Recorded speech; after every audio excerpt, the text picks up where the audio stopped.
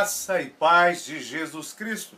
Hoje vamos dar continuidade na matéria do nosso trimestre, desse último trimestre, a obra da salvação da nossa lição bíblica, revista Lições Bíblicas de Adultos, do quarto trimestre. O tema da lição é a abrangência universal da salvação. O texto áureo: porque Deus enviou o seu Filho ao mundo, não para que o condenasse, não para que condenasse o mundo, mas para que o mundo fosse salvo por ele. A verdade prática: a salvação em Jesus Cristo é de abrangência universal, pois os que aceitarem em todo tempo e lugar serão salvos pela graça de Deus.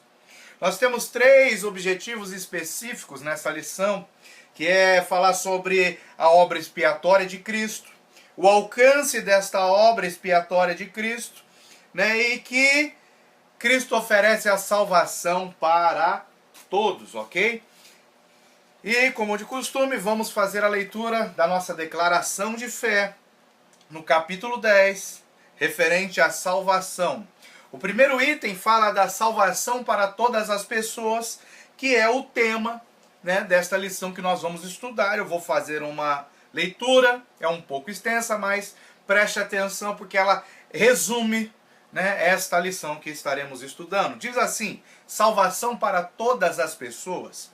Um dia, todos os seres humanos comparecerão diante do Senhor e Criador de todas as coisas. Deus, contudo, não deseja a perdição de ninguém. Olha o que está escrito em 1 Timóteo 2,4. Ele quer que todos os homens se salvem e venham ao conhecimento da verdade. Por isso, o Pai enviou o seu Filho amado, Jesus Cristo, para morrer em nosso lugar, providenciando-nos uma salvação eterna, completa e eficaz. O Evangelho contempla a todos e a ninguém exclui, porque a graça de Deus se há manifestado, trazendo salvação a todos os homens. Isso está lá em Tito 2, versículo 11. Por conseguinte, a salvação está disponível a todos os que creem. Sim, todos nós, sem exceção, podemos ser salvos através dos méritos de Jesus Cristo, pois todos nós fomos criados à imagem de Deus. O soberano Deus não predestinou incondicionalmente pessoa alguma à condenação eterna, mas sim almeja que todos, arrependendo-se, convertam-se de seus maus caminhos. Lá em Atos 17:30 diz assim: mas Deus, não tendo em conta os tempos da ignorância, preste atenção, anuncia agora a todos os homens, em todo lugar, que se arrependam. A predestinação genuinamente bíblica diz respeito apenas à salvação, sendo condicionada à fé em Cristo Jesus, estando relacionada à presciência de Deus. Portanto, a predestinação dos salvos é precedida pelo conhecimento prévio de Deus, daqueles que, diante do chamamento do Evangelho, recebem a Cristo como seu Salvador pessoal e perseveram até o fim. A predestinação do crente leva-o a ser conforme a imagem de Cristo. Assim sendo, todos somos exortados a perseverar até o fim. Mateus 24:13 diz: aquele que perseverar até o fim será salvo. A graça de Deus é manifestada salvadoramente, maravilhosa, perfeita, entretanto não é irresistível, pois não são poucos os que, ignorando o Evangelho de Cristo, resistem ao Espírito da graça. A graça divina tanto salva, quanto nos preserva a alma neste mundo corrupto e corruptor. A fé antecede a regeneração, porque pela graça sois salvos por meio da fé, isso não vem de vós, é dom de Deus, Efésios 2:8. Marcos 16:16 diz: quem crê e foi batizado será salvo, mas quem não crê será condenado. Romanos 10:9. Se com a tua boca confessares ao Senhor Jesus e em teu coração creres que Deus o ressuscitou dos mortos, será salvo. Então nós podemos ver que a salvação ela tem uma abrangência universal. Ela está disponível a todos, mas não são todos que podem desfrutar do seu benefício. Como assim? A salvação está disponível a todos, mas não são todos que têm o privilégio de desfrutar dos benefícios que a salvação nos traz. O maior privilégio de todos é a salvação da nossa alma. É a nossa alma livre da condenação eterna. Então, nós vamos estudar nessa lição como que essa salvação teve essa abrangência universal. Por que ela está disponível a todos, mas ela não é eficaz a todos? Ela está disponível a todos, mas não é eficaz a todos. Por quê? Porque ela só ganha eficácia quando eu a aceito. Quando eu a pego, abraço, tomo para mim. Quando eu creio no seu poder e na sua eficácia, eu recebo o seu benefício. Então a salvação ela tem uma abrangência universal, está disponível para todos os seres humanos. Mas ela só age, só opera na vida daqueles que querem, daqueles que creem. Ok? Então nós vamos começar aqui fazendo um desenho para ficar um pouco mais fácil de entender, tá? Eu vou desenhar aqui, ó.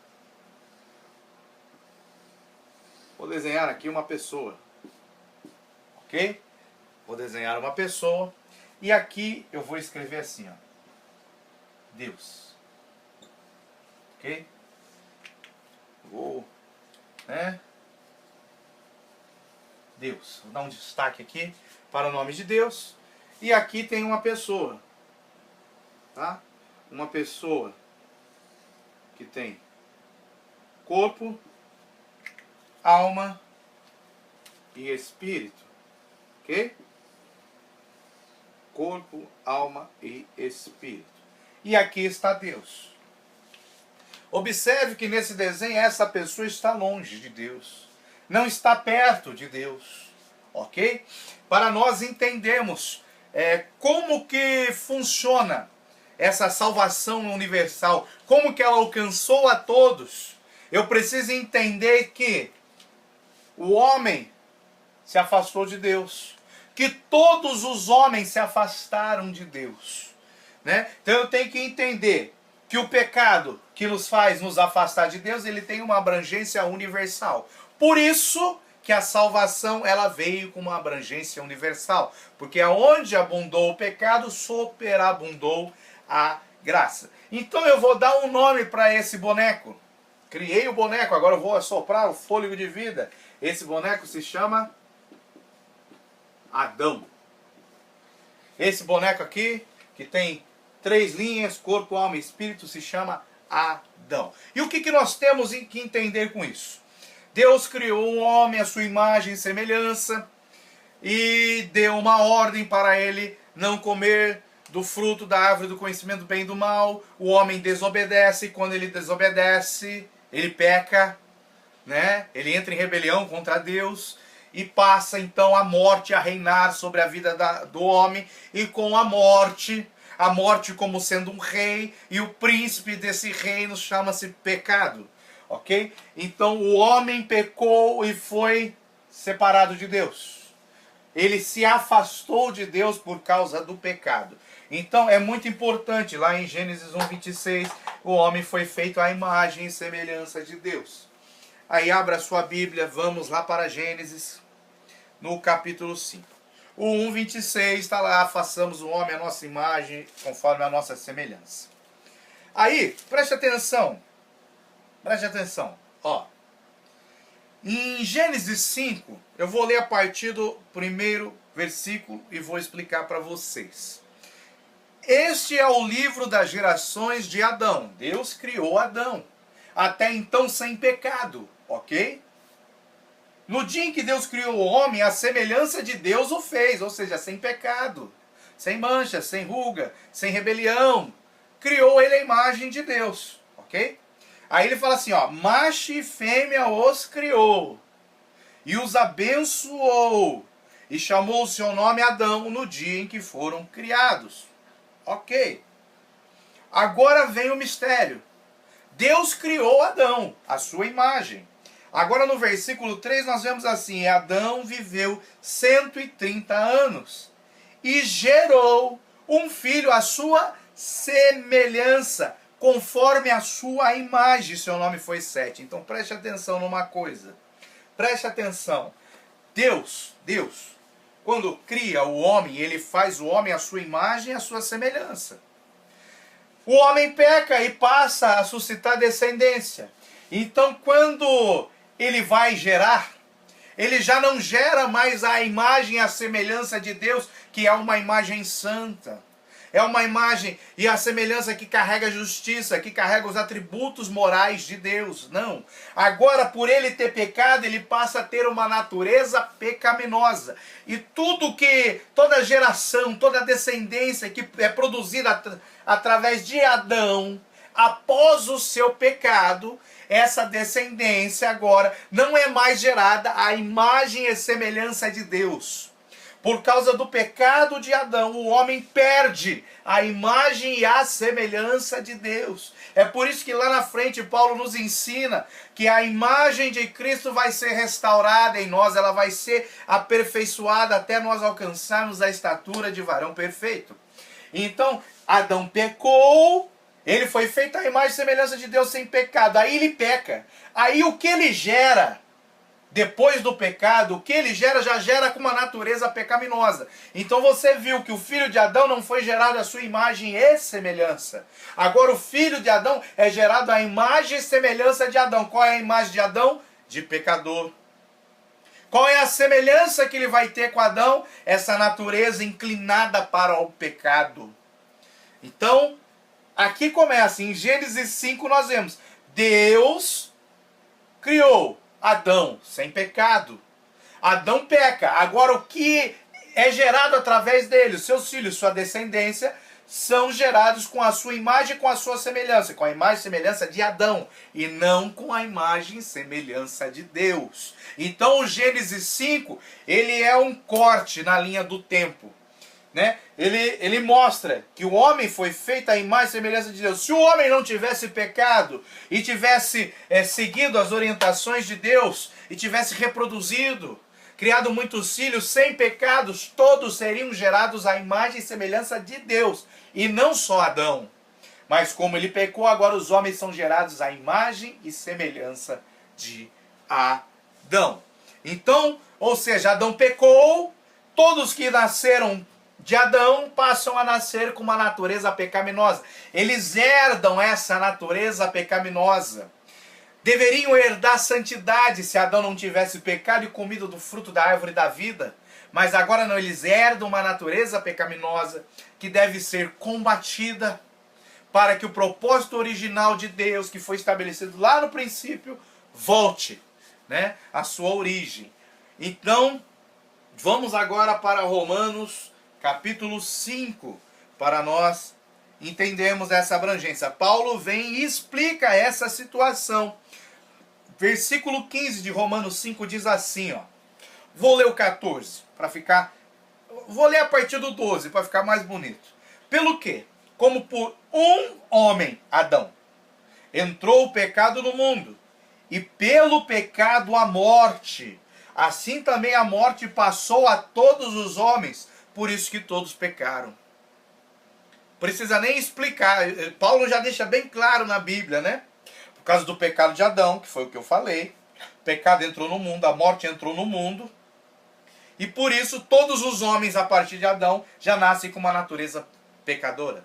Então, não é nem o pecado que eu cometi, mas é o pecado de Adão que eu carrego sobre mim.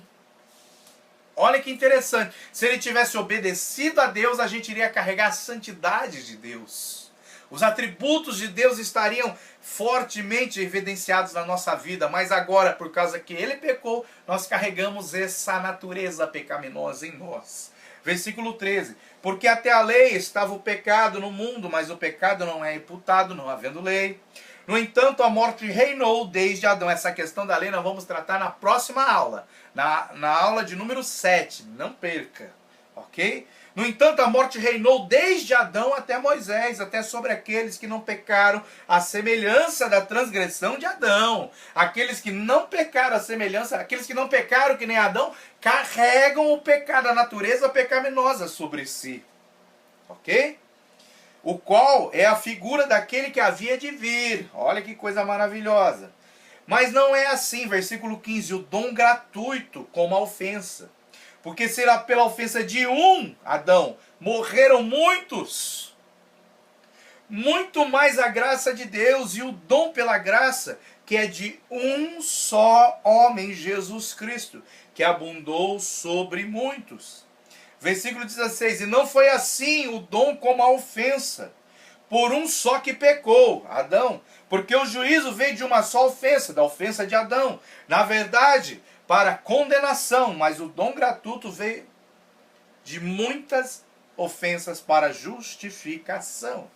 Ok? Então Paulo nos explica em Romanos e deixa bem claro, por causa do pecado de Adão, todos nós carregamos essa maldição sobre as nossas vidas.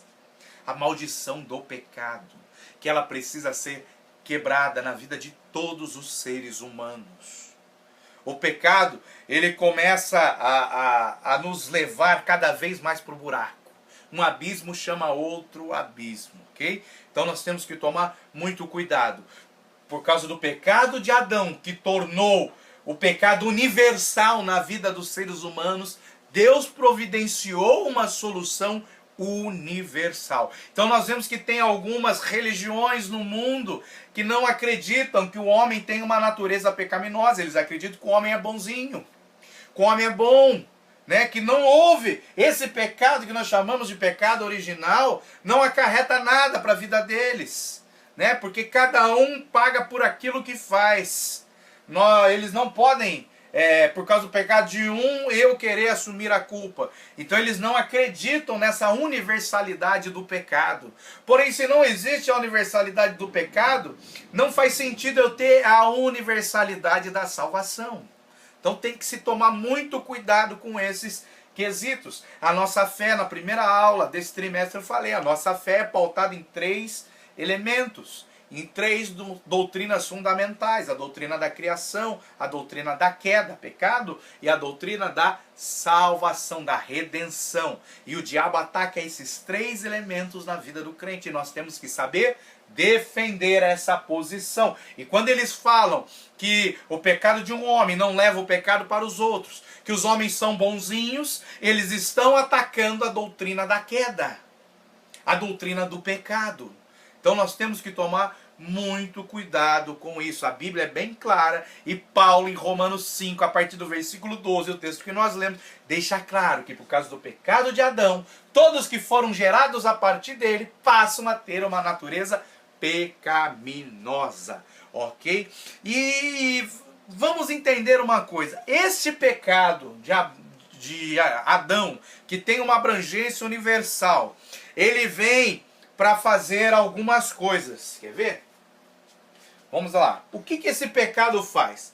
Primeiro, ele traz um afastamento. Um afastamento. Eu vou botar alguns itens aqui.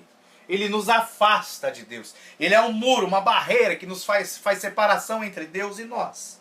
Segundo, o pecado nos leva, ele nos inclina ao mal. Ok? O afastamento está em Romanos 3:23. A inclinação para o mal, vamos ler em Salmos 14, versículo 3. Ele também mostra que não há nenhum justo. Não há justo. Não há nenhum justo sequer. O texto que está em Eclesiastes 7:20. Que nós vamos ler também. O pecado, ele impede as nossas orações. Olha que coisa interessante. Impedir orações. Está lá em Isaías 59:2. Às vezes você está orando, não recebe a resposta. Tem algum pecado na sua vida que ainda não foi confessado. Às vezes você já até confessou o pecado, mas você não deixou. De vez em quando você tem uma recaidinha aqui, outra recaída lá. Ou seja, você fica voltando para o vômito. Você vomitou, tá lá. Só que você não limpa a sujeira, você não tira da sua vida. Daqui a pouco você vai lá e volta e come o vômito. Aí vomita de novo. Não, não. Você tem que eliminar isso para que os céus se abram para as suas orações. Ok? Aí vamos também para o que o pecado faz. Ele desperta a ira de Deus. Ele desperta a ira de Deus. E isso está lá em Hebreus 10, 27. Vamos ler o texto, só para não ficar nas minhas palavras, para ficar mais fácil para nós. Então, Romanos 3, 23. Romanos 3, 23 diz assim. Romanos 3, 23. Porque todos pecados e destituídos ou afastados estão da glória de Deus. Traz o afastamento. Aí nós vamos para Salmo 14. Salmo de número 14, versículo 3, que diz assim: desviaram-se todos, e juntamente se fizeram imundos. Não há quem faça o bem, não há sequer um. Então, ó, o pecado, ele tem essa natureza pecaminosa dentro de nós que nos faz inclinar cada vez mais para um lamaçal de pecado. Ok? Aí lá em Eclesiastes, um pouquinho para frente aqui, Eclesiastes 7:20, que diz: na verdade não há homem justo sobre a terra que faça o bem e nunca peque. Aí lá na frente o apóstolo João escreve na sua carta: aquele que diz que não tem pecado é mentiroso. Ok? Só a confirmação desse texto. Aí nós temos Isaías 59:2. Vamos para lá. Isaías 59:2 diz assim, ó. Preste atenção. Mas as vossas iniquidades fazem divisão entre vós e o vosso Deus. E os vossos pecados encobrem o seu rosto de vós para que vos não ouça. Ou seja, os nossos pecados, as nossas iniquidades, eles impedem que a nossa oração chegue a Deus. Por isso que é muito importante o arrependimento e a confissão de pecados. É importante abrir a boca e confessar, dar nome aos pecados.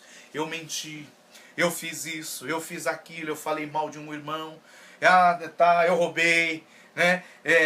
Todo mal que você fez, eu vi pornografia, tal.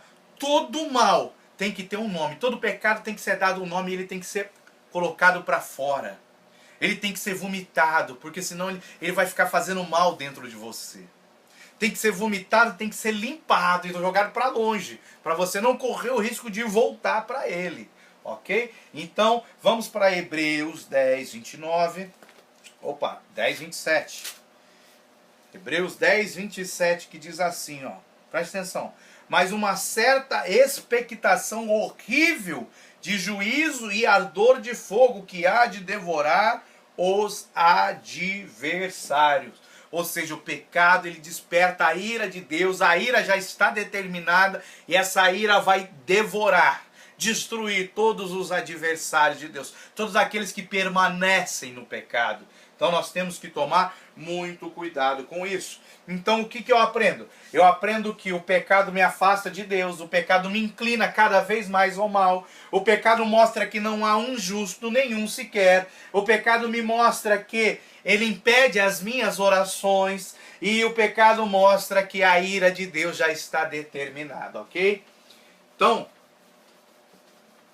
mediante isso, nós entendemos que o pecado tem essa abrangência universal. E vamos ver algumas histórias, né, alguns relatos aqui na Bíblia da questão do pecado. Lá em Mateus 1, onde começa a genealogia de Jesus da parte de José, né, do seu pai adotivo. Né? Em Lucas nós vemos a genealogia de Maria, da sua mãe, né? Mas em Mateus a genealogia de José. E nessa genealogia nós vemos algumas mulheres, não era costume colocar mulheres em genealogias, né? Mas como Deus veio para quebrar o costume, como Deus veio para quebrar aquilo que era preceitos e ensinos de homem, para estabelecer o reino dele que é sobrenatural, nós vemos entrando algumas mulheres. Então, por exemplo, nós vemos entrando Raabe. Nós vemos entrando aqui Ruth. Uma que ele chama de mulher de Urias, que também é Betseba, ok? Nós vemos essas mulheres entrando na genealogia. E o que essas mulheres têm? Preste atenção, ó. Entrando na genealogia de Jesus Cristo, entra uma mulher que era uma prostituta. Meu Deus. Ruth era uma moabita. Ó, vou escrever aqui. Moabita. Aí você me... Não, tudo bem, daqui a pouco eu explico isso. Mulher de Urias. Quem é a mulher de Urias? É aquela que cometeu adultério junto com Davi. Então ela era adúltera. Ok? Adúltera. Então, entrou uma prostituta na genealogia de Jesus, entrou uma adúltera na genealogia de Jesus e entrou uma moabita. Agora vamos abrir um parente para entender o que é a moabita.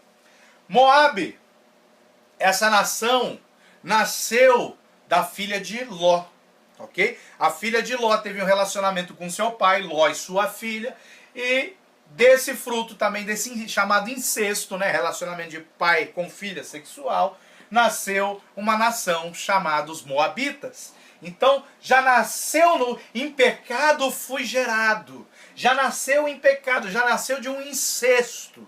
Ok? Coisa que era abominável para Deus, nasceu em incesto. Ó, mas, porém, além disso, além de nascer do incesto, algo aconteceu um pouquinho mais para frente. Esses são parentes de Abraão, porque Ló era sobrinho de Abraão, ok? Aí quando Deus leva o povo para o Egito e deixa ele lá 430 anos, tira o povo de lá, com sinais, prodígios e maravilhas. Aí Deus vai levar o povo para entrar na terra prometida. E o povo peca e fica lá os 40 anos, né, no deserto, peregrinando, andando em círculos, em volta ao monte e tal. Porém, quando já está próximo de entrar, quando aquela geração que pecou, se rebelou contra Deus, morreu no deserto, Deus dá a ordem, marchai agora e vamos entrar na terra. E eles passaram por países, né, por nações, e uma dessas nações por onde eles passaram era a nação de Moabe, território dos Moabitas. E o rei, e ali Moisés, conduzindo o povo, mandou mensageiros: deixe-nos passar, se a gente beber da água, comer de qualquer fruto, nós vamos pagar, a gente só quer passar. E Moabe, parente de Abraão. Ok? Aí o rei Moabita falou: não, não vai. E chamou, né, um camarada chamado de Balaão para amaldiçoar o povo de Deus. Então, o Moabe, a nação moabita, o rei de Moabe, juntamente com Balaão, eles foram amaldiçoar o povo de Deus. Só que existe uma profecia que Deus entregou a Abraão.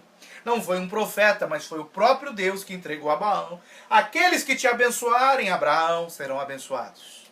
Mas aqueles que te amaldiçoarem, eles amaldiçoaram os filhos de Abraão, da descendência. Lembra Isaac, o filho da promessa, Jacó, as 12 tribos?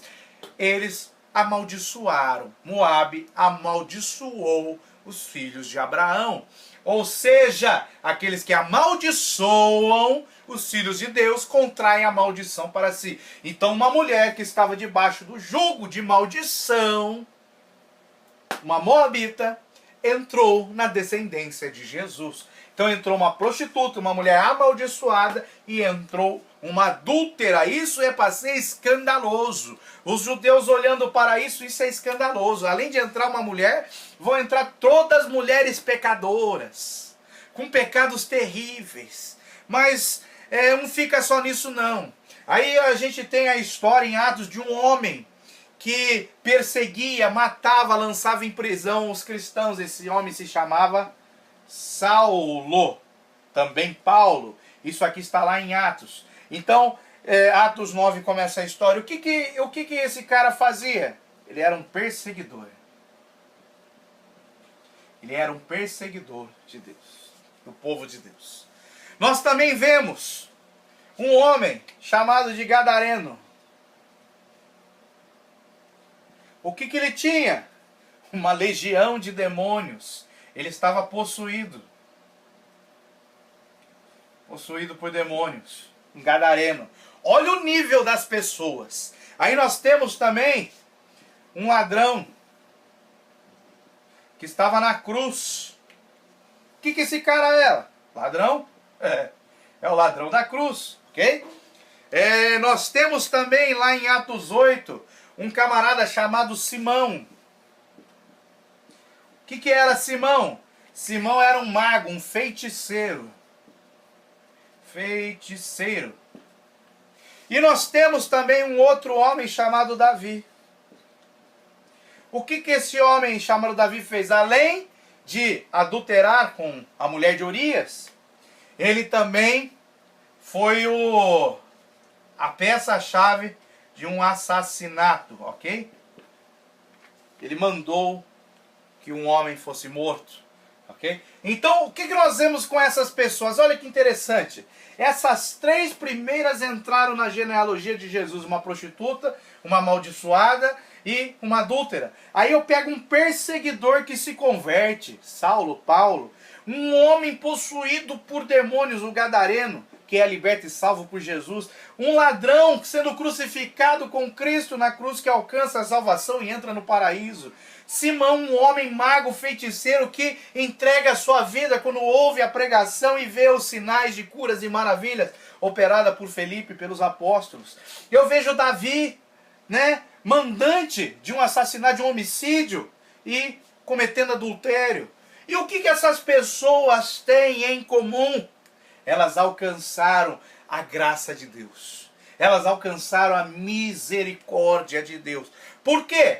Aqui nós vemos vários tipos de pecados. Lembra? O pecado através de Adão, de um só homem, ele tem uma abrangência universal. Então você vê vários tipos de pecados, alcançando vários tipos de pessoas, Então, para que a graça manifestada de Deus através de Jesus Cristo, o seu amor pelas nossas vidas, pudesse cobrir todo esse tipo de pecado, a salvação que ele ofereceu a todos tinha que ser universal. Então o pecado de um foi transferido a todos. E o pecado só vai aumentando, só vai aumentando. É terrível o que nós vemos nos nossos dias. Por quê? Por causa do pecado de Adão. Por causa do pecado de um homem, por causa de uma ofensa. Romanos 5,12 para frente. Nós vemos vários pecadores, mas a graça de Deus vem aqui, e apaga. Apaga os pecados, Apaga a condenação. A graça de Deus, o amor de Jesus Cristo, apaga a condenação. Agora Raabe, ela é salva. Raabe escapa da morte, passa a entrar na descendência, passa a fazer parte do povo de Deus. Ruth entra na descendência de Jesus Cristo, faz parte do povo de Deus. Betseba, mulher de Urias, é perdoada e entra na descendência do povo de Deus. Paulo vira o apóstolo dos gentios, o gadareno é liberto e vai evangelizar sua casa, sua família, sua cidade. O ladrão da cruz entra no paraíso. Simão, o mago, deixa a feitiçaria e passa a seguir a Cristo. Davi se arrepende, é perdoado e volta a reinar. Então nós vemos que a abrangência da salvação é universal, porque o pecado que começou de uma só ofensa gerou vários outros tipos de ofensa. Um abismo foi chamando a vários outros abismos, mas foi necessário que a graça, a salvação fosse universal, ok? Agora, como que isso funciona? Aí eu vou fazer mais um desenho. Preste atenção. Vou fazer mais um boneco. Ok? Mais um boneco que tinha corpo. Um boneco que tinha alma. E um boneco que tinha o Espírito. Que tinha o Espírito Santo de Deus. Ok? Quem é esse boneco? Esse boneco se chama Jesus Cristo, o nosso Salvador. Então, olha que interessante, hein? Nós vamos ler alguns textos para você entender. Quando eu falei de Adão, eu fui direto para Gênesis 5 para mostrar que depois da queda, depois do pecado, a descendência que foi gerada de Adão não foi mais gerada à imagem e à semelhança de Deus, mas passou a ser gerada à imagem e semelhança de Adão, com a natureza pecaminosa. E isso foi trazendo vários outros tipos de ofensa. E o pecado foi se multiplicando. Vamos lá para Mateus 1, eu citei aquelas mulheres na genealogia. Só que eu quero que você preste muita atenção. Eu vou ler alguns versículos e explico. Então, ó, por exemplo, eu vou ler aqui o versículo 16 de Mateus 1, que é o finalzinho da genealogia de Jesus. A genealogia é contada ali de Abraão e vem vindo. A de Maria é ao contrário, tem que tomar muito cuidado. Mas vamos lá. Versículo 16 diz assim: E Jacó gerou a José. Jacó não era o patriarca, Jacó era o pai de José. Os nomes se repetem nas genealogias. Então, e Jacó gerou a José, marido de Maria. Jacó gerou, olha o verbo, gerou a José, marido de Maria, da qual nasceu Jesus, que se chama o Cristo. Desde o começo você vê Abraão gerou Isaac, Isaac gerou Jacó, Jacó gerou a Judá e seus irmãos, e assim foi. Quando se passa de pai para filho, quando se passa a descendência, entra o verbo gerar. Então gerou. Então Jacó gerou a José. Mas aqui nós não vemos dizendo que José gerou a Jesus. Por que não está escrito que José gerou a Jesus? Porque se José tivesse gerado a Jesus, ele iria gerar Jesus à imagem e semelhança de Adão, com a natureza pecaminosa. Mas não. Jesus, ele nasceu homem, mas ele tinha a natureza divina. Ele era homem e Deus ao mesmo tempo. Porém, ele abriu mão da sua divindade. Ele se esvaziou a si mesmo. Aí no versículo 20, a gente entende. Olha o que fala. E projetando ele isso, eis que em sonho lhe apareceu um anjo do Senhor, dizendo: José, filho de Davi, não temas receber a Maria. Até aí tudo bem. Agora olha o que o anjo revelou para José. Tua mulher, ok. Porque, ó, olha que coisa nele. Porque o que nela está gerado, não foi José que gerou, porque eles não tinham tido relação sexual. Ó, o que nela está gerado, o que tinha sido gerado em Maria? Jesus Cristo. É gerado do Espírito Santo. Então, olha, preste atenção. Por quê? Jesus tem corpo, alma e espírito. A alma de Jesus não foi gerada na concepção, porque a alma de Jesus já existia, sempre existiu. Porque Deus é espírito que tem três almas, três personas, três pessoas. A pessoa do Pai, a do Filho e a do Espírito Santo. Mas João 1,18 diz que Jesus, a alma de Jesus Cristo estava escondida no seio do Pai. João 1,18. João 1,18 diz isso, ok? Então, a alma sempre existiu. O Espírito que vem sobre Jesus é o Espírito de Deus. Mas agora, o corpo era necessário ser gerado, né? Através de uma mulher. Então o Espírito Santo gerou, né? O homem Jesus em Maria. Ele não foi gerado por José. É por isso, por ele não ter sido gerado pelo homem, que ele não é só homem. Por ele ter sido gerado pelo Espírito de Deus em Maria, ele tem a natureza divina e a natureza humana. O Espírito Santo gerou a parte divina e o ventre de Maria gerou a parte humana. Por isso que ele é homem e ele é Deus, ok? Então, Jesus foi gerado pelo Espírito. Adão foi gerado por Deus, foi criado por Deus. Mas o filho de Adão, que foi gerado depois do pecado, é gerado à imagem e semelhança de Adão. Então há uma diferença. Aí, vamos para João 3 para fechar esse raciocínio. João capítulo 3. Jesus dá continuidade naquilo que o anjo falou para José em sonhos. Ó, o que está sendo gerado em Maria é gerado do Espírito Santo. Aí lá em João 3, no versículo 5, Jesus diz assim para Nicodemos: na verdade te digo, que aquele que não nascer da água e do Espírito não pode entrar no reino de Deus. Ou seja, aquele que não for gerado pelo Espírito Santo. Mas olha que interessante, Jesus foi gerado no ventre. pelo Espírito Santo. Nós agora já nascidos da carne, nascidos do relacionamento de um homem com uma mulher, nós precisamos ser gerados pelo Espírito Santo. E a forma de nós combatermos a natureza pecaminosa que existe em nós por causa de Adão, é nós sermos gerados, assim como Jesus, nós sermos gerados pelo Espírito Santo. Por ele não ter sido gerado de um relacionamento entre homem e mulher, ok? Ele não carregou consigo essa natureza pecaminosa, porém ele foi tentado em tudo e ele não pecou em momento nenhum. Nós somos gerados no relacionamento de homem e mulher. Então a imagem caída de Adão, a semelhança caída de Adão passou para nós. Nós temos a natureza pecaminosa.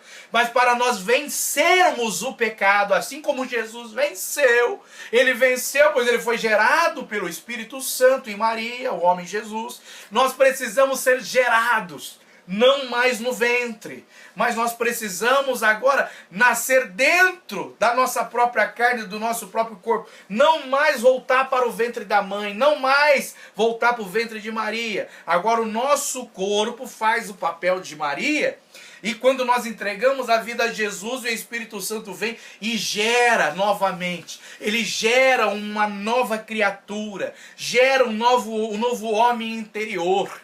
Ok? E existe esse conflito. Então, quando nós entregamos a vida a Jesus, João 3,5, nós temos que nascer da água e nós temos que nascer do Espírito. Nós precisamos ser gerados do Espírito Santo para podermos vencer a nossa natureza pecaminosa.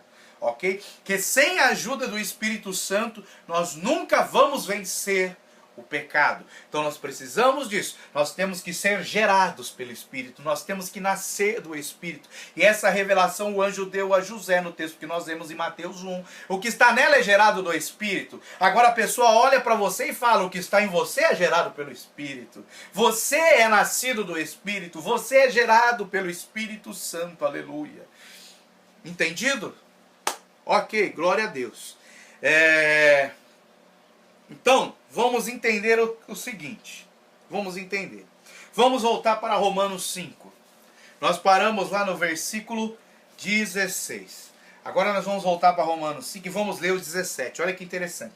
Porque se pela ofensa de um só, Adão, a morte reinou por esse, muito mais os que recebem a abundância da graça e do dom da justiça reinarão em vida por um só. Quem é esse?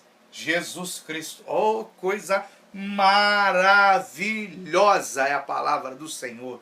Vamos para 1 Coríntios, capítulo 15. Vai lá comigo. 1 Coríntios, capítulo 15. Vamos continuar aqui nessa orientação de Paulo no versículo de número 22. Ó.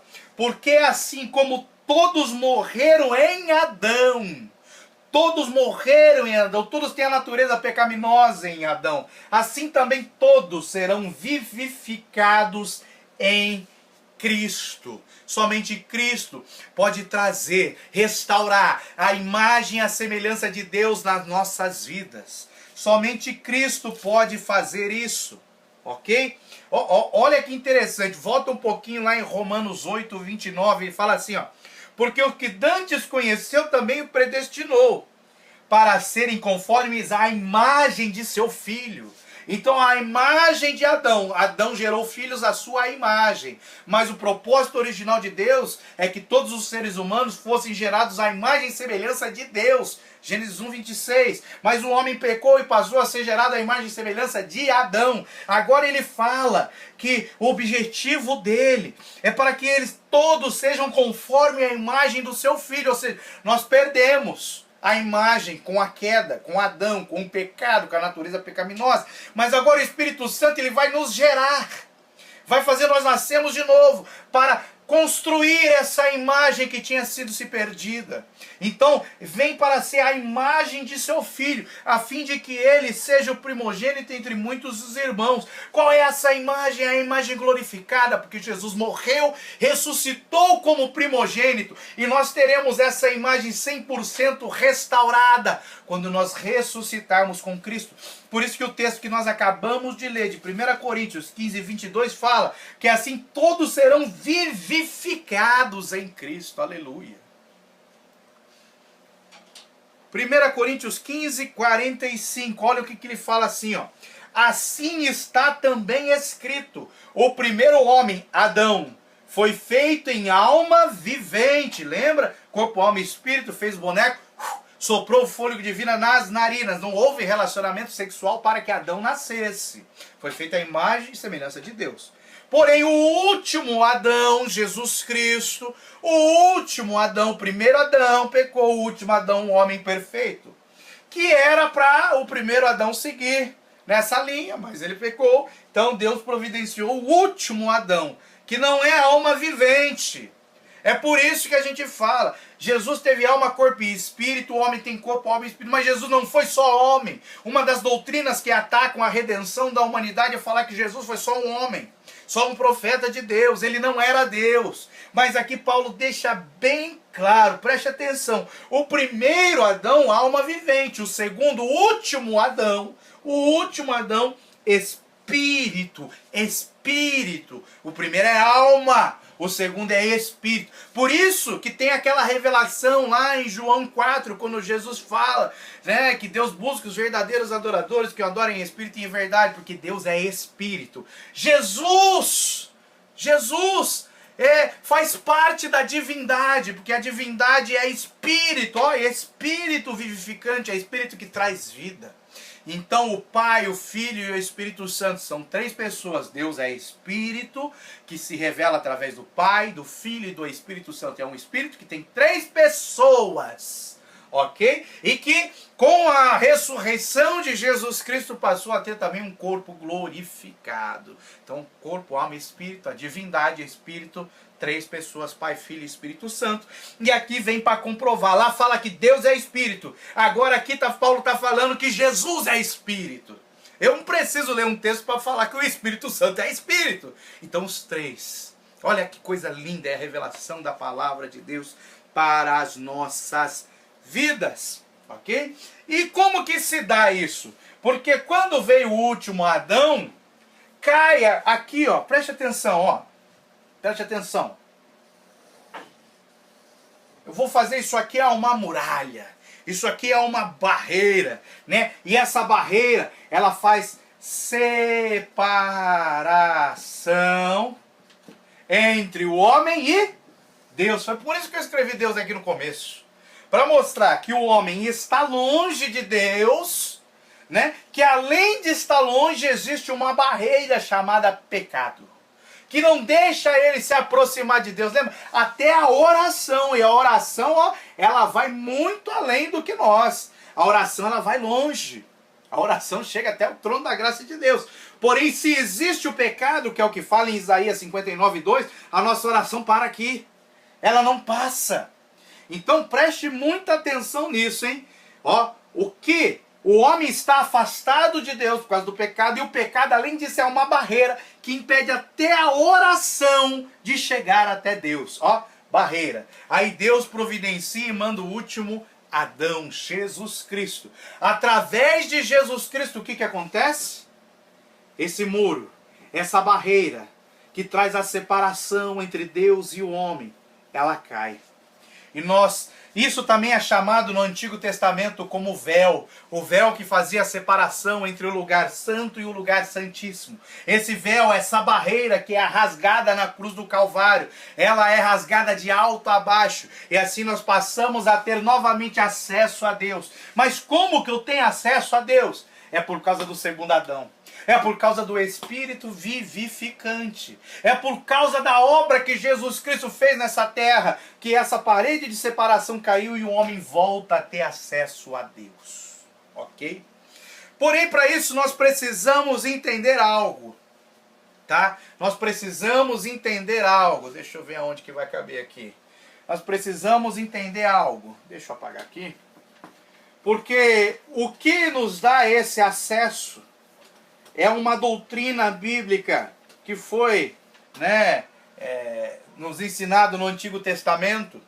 É uma doutrina bíblica chamada de expiação. Na aula anterior a essa, nós falamos um pouco sobre o processo de salvação.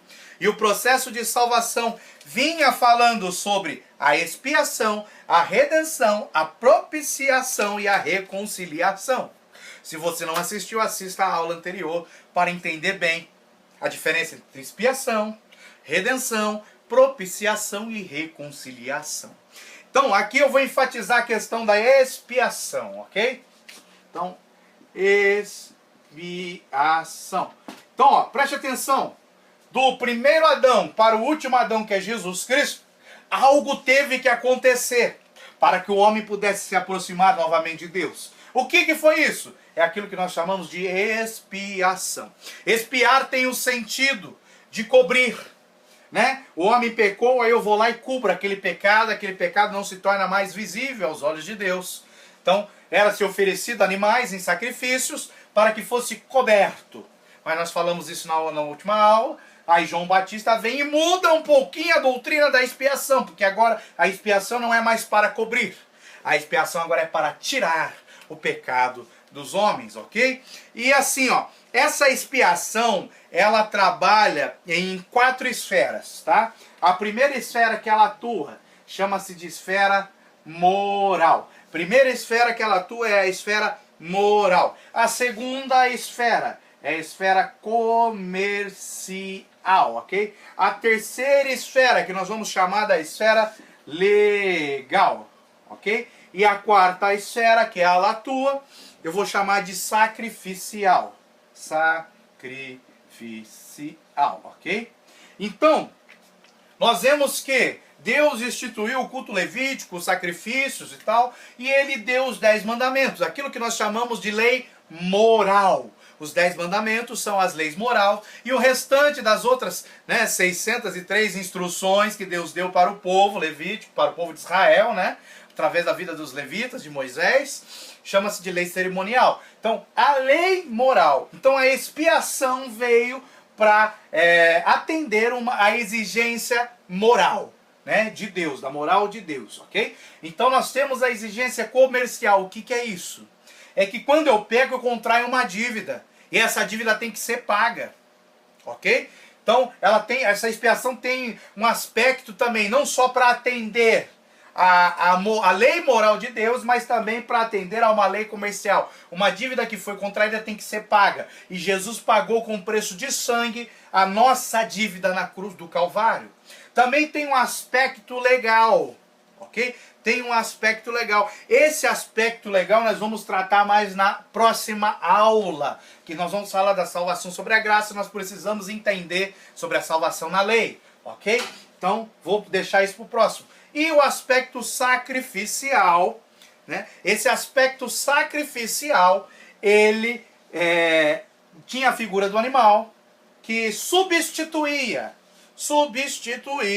né, aquela pessoa, porque o salário do pecado é a morte. Você pecou, você tem que morrer. Então eu boto um animal no seu lugar para morrer no seu lugar, né? Jesus veio cancelando aquele sacrifício de animais, porque ele se ofereceu uma só vez como sacrifício perfeito, está lá em Hebreus 9, ok?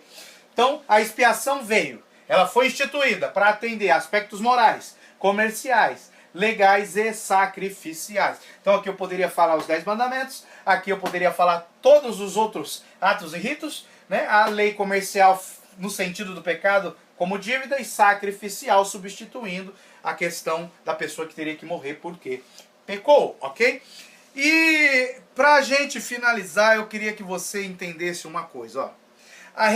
Quando você entrega a vida a Jesus Cristo, quando essa salvação universal te alcança, é muito importante que você tenha esse entendimento que o pecado entrou por causa de Adão. Todos nós nascemos a partir de Adão com uma natureza pecaminosa. Lembra a doutrina da queda, que é muito atacada, tem que estar muito firme na nossa cabeça isso. Porque senão eu não consigo comparar o sacrifício de Jesus. Porque o pecado tomou uma abrangência universal. Então o sacrifício de Jesus que nos traz a salvação e o perdão toma também uma abrangência universal. Eu posso falar até mais que universal, porque é onde abundou o pecado, superabundou a graça de Deus, ok? Então veja, quando eu entrego minha vida a Jesus Cristo, eu tenho que passar. Lembra que eu li lá em Romanos 8, que nós somos predestinados para nós termos a nossa imagem restaurada, a imagem de Jesus, a imagem de Deus. Por isso que o homem foi criado à imagem e semelhança de Deus, mas ele perdeu essa imagem. E quando foi nascendo, por isso que eu li Gênesis 5, ele foi nascendo à imagem e semelhança do próprio homem. Aí veio Jesus Cristo para restabelecer o projeto inicial. Então agora, a partir de Jesus, o Espírito Santo está começando a restaurar em mim aquela imagem perdida, aquela imagem quebrada. Está começando a agir na minha vida para que eu tenha a semelhança de Deus. É por isso que as pessoas olhavam para o povo, lá em Atos dos Apóstolos, e falavam, esses aí são cristãos. Por que cristão? Porque eles parecem com Cristo. Porque o Espírito Santo está restaurando a nossa imagem e semelhança que foi quebrada por causa do pecado de Adão. Então, ó, preste atenção, quando eu venho para a presença do Senhor, essa imagem ela tem que ser vista, tem que ser percebida. Lembra do fruto do Espírito Santo? Tem que ser visto. Então, a resposta de Deus a este mundo que sofre, somos nós, os cristãos. Aqueles que entregaram, que estão tendo a sua imagem e semelhança reconstruídas. Oh, meu Deus. Então nós somos a resposta de Deus para o mundo. Os cristãos que conhecemos o Evangelho que liberta. Porque quando nós começamos a conhecer essas verdades, nós somos libertos. Preste atenção, uma pessoa endemoniada, quando os demônios são expulsos dela, ela recebe uma libertação, mas não é uma libertação total. Isso é o início, é o começo de um processo de libertação. Porque a Bíblia nos ensina que a libertação não vem só por expulsar os demônios. A libertação vem por conhecer a palavra, a verdade de Deus. Conhecereis a verdade e a verdade vos libertará. Então a libertação é um processo que tem que ser construído, porque nós nunca vamos conhecer toda a verdade, mas nós vamos crescendo na graça e no conhecimento da verdade, ok? Então vamos lá. Então é através dessa obra de Cristo, né, que nós somos salvos, que nós temos que influenciar o mundo. Aí tem uma citação de Martinho Lutero, né? Nós estamos na época no aniversário dos 500 anos da Reforma. Olha o que ele diz. Ele fala assim, ó: olha para ti e tua vida. Se não te encontrares como Cristo no Evangelho, em meio aos pobres e necessitados, então saiba que a tua fé ainda não é verdadeira e que certamente ainda não experimentastes em ti o favor e a obra de Cristo. Martinho Lutero. O que ele quis dizer com isso? Que se você não estiver fazendo a obra como Cristo fez, você ainda não foi liberto. Se você não estiver pregando o Evangelho, orando pelos enfermos, indo anunciar a salvação, o amor de Deus aos pobres, se você não estiver envolvido com a obra, sem querer nada em troca, sem querer aparecer, ó, vai, a tua fé te salvou, mas não fala nada para ninguém. Hoje é o contrário. Hoje Deus te usa para operar um milagre, né? Te usa para libertar uma pessoa. Você posta no Facebook, faz um vídeo, conta para mostrar Jesus era diferente. Vai, ó, fala nada a ninguém. Ó, apresenta-te ao sacerdote para cumprir a lei, mas ó, não conta nada a ninguém. E nós estamos fazendo o contrário hoje. Hoje nós estamos nos promovendo, quando é o reino de Deus que tem que ser promovido. Então nós temos que tomar muito cuidado. E Martinho Lutero fala isso.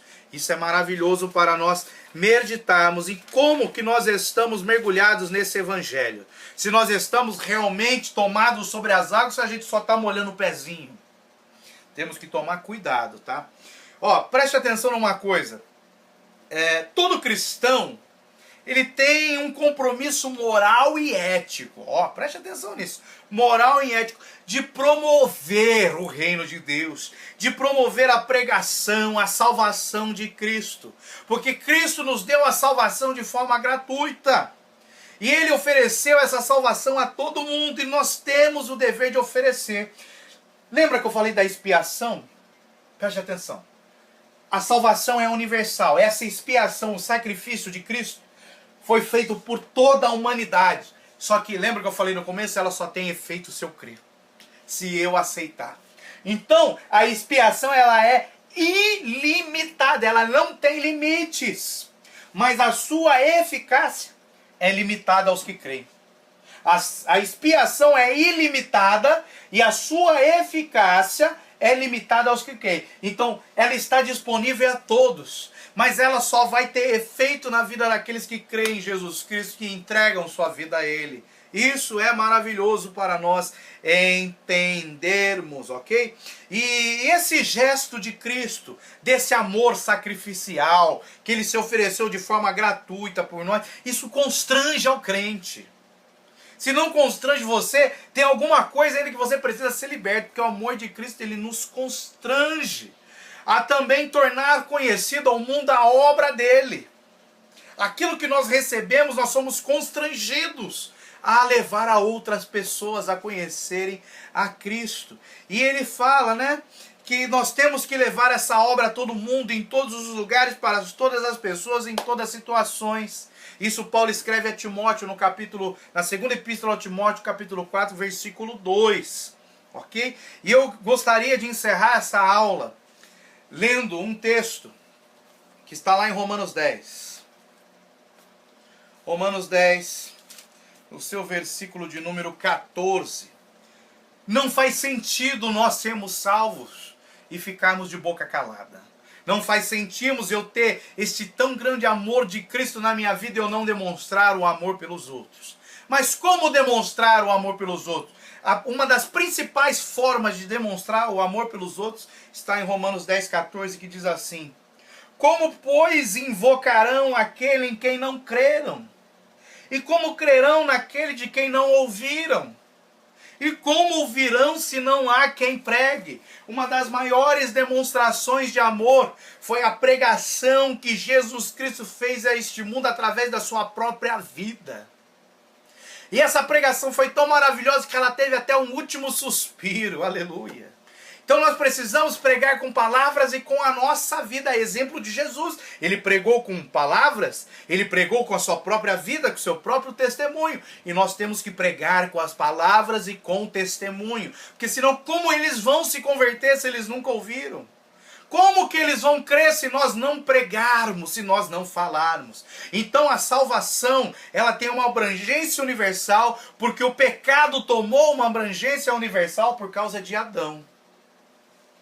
E nós temos que entender que essa salvação que está em nós, que Cristo nos deu na cruz do Calvário, ela, por ter uma abrangência universal, ela nos leva de forma universal a anunciar a todos essa tão grande salvação que Jesus Cristo nos deu.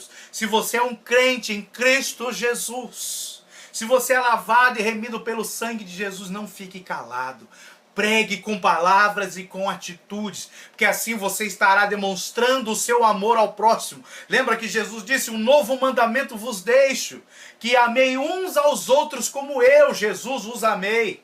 Antes o mandamento: amarás uns aos outros como a vós mesmos. Agora não ame como eu amei. Jesus amou pregando. Jesus amou com atitudes. Jesus amou agindo. Então nós precisamos amar com atitudes e agindo. Porque essa salvação que tem uma abrangência universal um dia alcançou a minha e a sua vida. Que Deus nos abençoe. Até a próxima aula. Em nome de Jesus Cristo.